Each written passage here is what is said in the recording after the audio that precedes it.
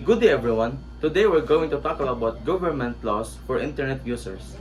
But first, we need to know about the importance of online safety and ethics. It's a set of rules or guidelines. When online, users should be kind, honest, and respect the rights of property of others. Essentially, acting and behaving the same offline in daily life as when online. Being safe online means individuals are protecting themselves and others from online harms and risks which may jeopardize their personal information, lead to the unsafe miscommunication or communications, or even affect their mental health or well-being. Because kung mag-cyberbullying ka ug manay cybercrime, maapektuhan pud imong mental health, mura na siya bully pero through internet na siya. Kung ginabully ka in school, same feeling lang kung mag-ibully ka through online. Next is cyber law. Cyber law, also called internet law, pertains to the legal concepts that are implemented in the use of internet and dealing with computers. It encompasses a vast range of technology-related regulation related to data protection, intellectual property rights, cybersecurity, and cybercrime. Initially, when the internet was still in the nascent stages, legislation was deemed unnecessary. However, with increasing technology advancement, the need for safeguarding user security and privacy has become paramount, which has led to the growth of internet laws. So tungod sa cyberbullying, cybercrime, nitaas ato ang cyber law. Daghan na biktima, daghan na nag-report, o daghan na nangayog tabang tungod ana. For example, cybercrime is mag-hack, fraud, like mga pedophile, mo yun ay mostly nga problema sa ato ang pedophile, ang pornography, and also anang kanang mag-hack through online. The next is laws. The most common way of regulating the cyber world. Different countries implement the include laws and policies to prevent problems, issues, and crime on the internet. It is important to have different laws to protect people from fraud, identity theft, cyber trafficking, and other technology-related crimes.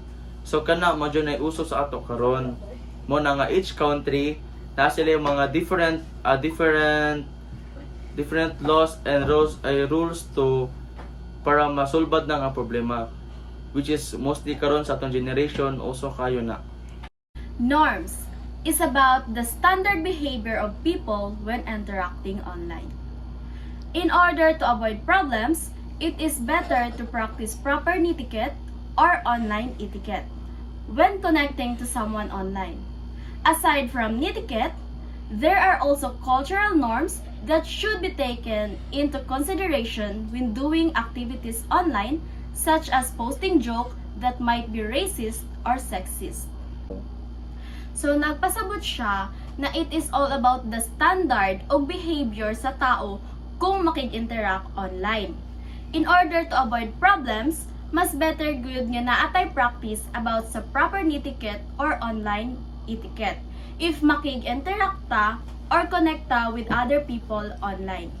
Aside sa etiquette, naa subcultural norm nga atong i-take as a consideration if mubuhatag activities online such as posting mga jokes or sarcasms nga maybe ma-take as racist or sexist. Architecture. It deals with the information transmission on the internet.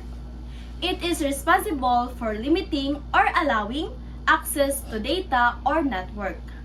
The architecture can regulate the cyber world through the use of firewalls, encryption of data, and other filtering software to avoid misuse or other illegal activities.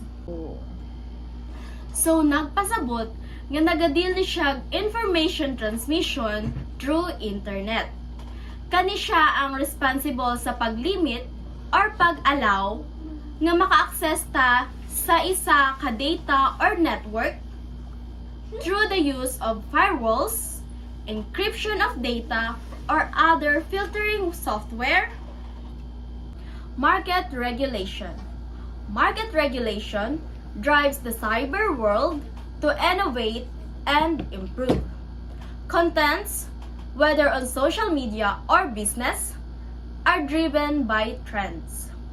In order to engage users, websites and business should create good marketing strategies to take advantage of the cyber world while taking into considerations of laws, architecture, and norms.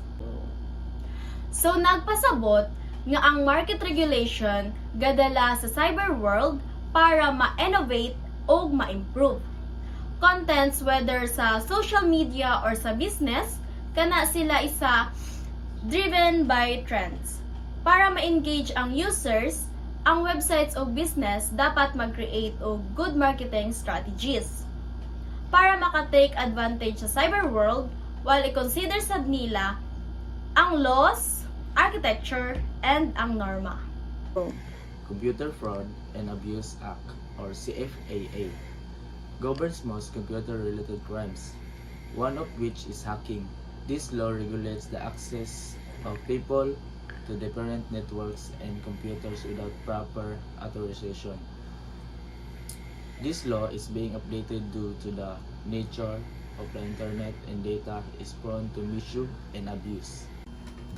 Ang kadaghanan sa mga paglapas nga may kalabutan sa computer. Ang ingon nga pag-hack gidumala sa ilalom kini nga balaod nagbugong sa pag-access sa individual nga pipila nga mga network o computer. Kini nga balaod giamendar tungod sa kinaiyahan sa internet kung unsa kadali nga maabuso o maabuso sa mga datos. Telephone Consumer Protection Act.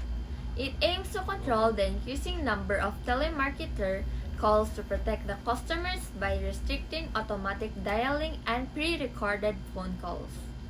This act also states that there should be consent before calling the prospective customers. The telemarketers also need to provide a way for customers to stop the call and prevent further telemarketing calls in the future. So the reason why did they made this act para ma-prevent ang mga blackmailing, phishing, phone call threats para ma-prevent ni more in the future. Health Insurance Portability and Accountability Act ensures that the data collected from the patient will remain confidential and undisclosed. The patient consent is needed if there is a need to disclose specific information. This also gives the patient their rights to understand and use their medical information.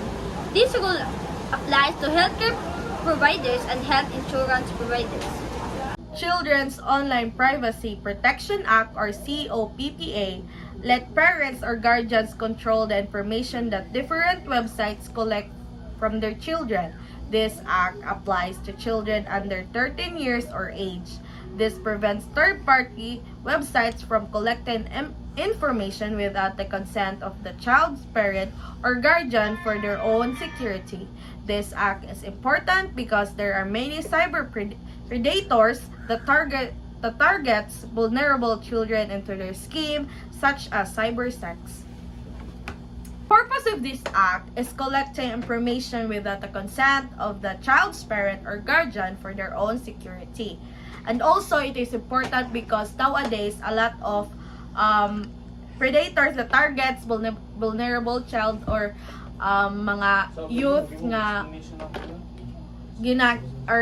ginakidnap nila and then ginagamit nila for the scheme such as cyber sex or kanang ginagamit sila for kanang ibaligya ang sa Anti-Cyber Squatting Consumer Protection Act or ACPA, an act to protect the right of trademark holder from online abuse such as copying the domain name of popular website to gain profit called cyber squatting.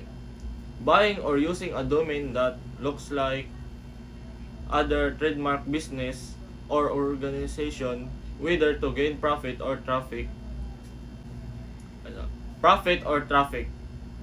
on your website is considered an offense. Laws for online privacy.